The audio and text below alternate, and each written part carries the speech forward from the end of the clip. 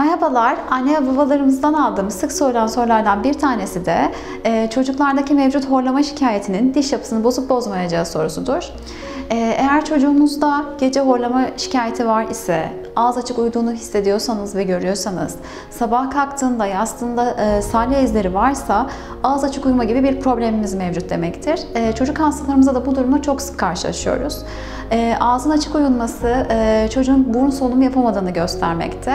Burundan nefes alamadığı için ağızdan rahat nefes alıyorsa eğer, bu da büyüme ve gelişimi devam eden çocuk hastalarımızda hem dişlerin hem de çene yapılarının değişmesine, bozulmasına sebep olacaktır.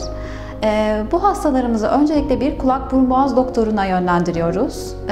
Doktorumuzla yaptığımız konsültasyon sonrasında eğer çene yapımızda bir değişiklik olduysa, bu üst damakta bir daralma olabilir, alt çenenin geride olması gibi bir bozukluğa neden olmuş olabilir. Çocuk hastalarımıza damaklık tedavilerine başlıyoruz.